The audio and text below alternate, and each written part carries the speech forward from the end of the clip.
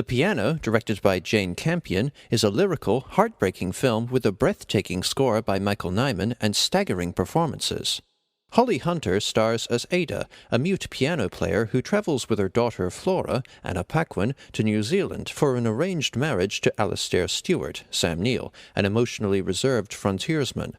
Much to Ada's dismay, Alastair is unwilling to have Ada's piano transported to their new home, and so abandons it on the beach.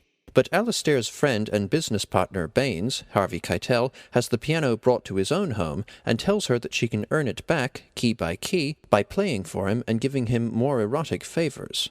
The piano is at its most engaging when it explores Ada's muteness in the first half, which is, ironically, the most uncomfortable part of the film. Holly Hunter received an entirely deserved Best Actress Oscar for her role in the piano, which is especially remarkable for a non-speaking part.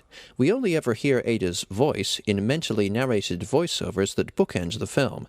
At all other times she conveys astonishing emotion through facial expressions, gestures, deliberately weighted silence, and even the medium of her instrument. It's amazing how much delight at the elevating power of music, or hesitation and anxiety at Baines's advances, can be projected by just Ada's posture at the piano, or the rhythm and pitch of her playing. This unity of actress and piano is reminiscent of the greatest martial artists, John Woo movies, or the gun kata in Equilibrium. Please allow me to justify that strange comparison, wherein the gun battles or fighting moves feel like natural, fluid extensions of the actors' bodies. Furthermore, I'm normally not a fan of Michael Nyman as a composer, as his pieces are too simple and repetitious for me, but these qualities work to the piano's advantage, as the soaring, sometimes quirky score succeeds in broadcasting Ada's simple, uncomplicated joy in music. For the record, my favorite film composer is Kenji Kawai. Sam Neill and Harvey Keitel also carry out excellent performances. Sam Neill portrays Alastair as stoic and officious, indifferent to the needs of his wife and the traditions of his Maori neighbours, but frighteningly jealous when pushed. Alastair also represents the worst aspects of old-fashioned masculinity, the notion that the husband is automatically the leader of the household and not a partner, the repugnant belief that a husband owns his wife, the assumption that the wife is responsible for showing affection, rather than affection being something that both partners must mutually give. I'm glad that these antiquated, chauvinistic concepts of masculinity are now largely extinct. But the piano is subtle enough to show Alastair as a product of the times rather than intentionally pernicious, but then, through his wrathful actions, reveal Alastair as a bad person beyond the social environment that shaped him. Harvey Keitel is similarly compelling, partly because he embodies such extremes in identity.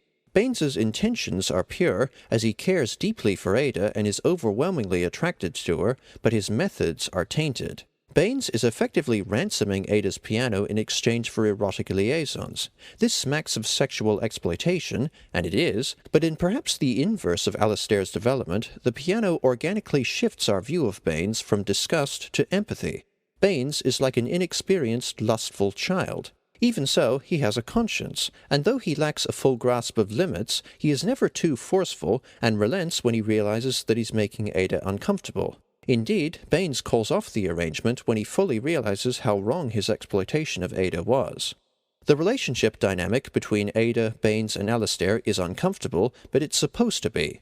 Ada keeps returning to Baines to reclaim her piano, but also gradually for the sensation of being desired by someone, which is so lacking in her marriage to Alastair, and she comes to find herself attracted to Baines as well. We accept Baines as a legitimate romantic alternative because everything around Ada, with the exception of her mature daughter, is so stilted. Her new home is so foreign to her, and she is caught between a completely cold home life and a genuine love with shades of extortion. Caring, indelicate Baines is the lesser of two evils, if you will. I don't like it, but then again, I don't think you're supposed to. The film is a little less interesting after the second half. It's still emotionally gripping, as a rift forms between Ada and her daughter Flora, and Ada tries her hardest to show Alastair affection, even though he repulses her. The film also reaches a powerful climax when Alastair learns of Ada trying to continue the affair, and exacts a vicious reprisal. I would have just liked to have seen the film engage more with Ada's muteness and the prejudice she faces because of it.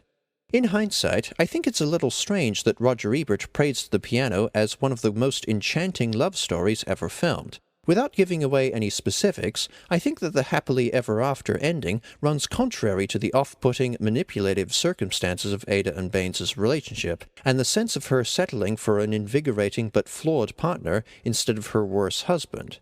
In short, The Piano doesn't feel like a proper love story to me, in the same way that The Notebook doesn't feel like a love story either. The Piano is a seduction story.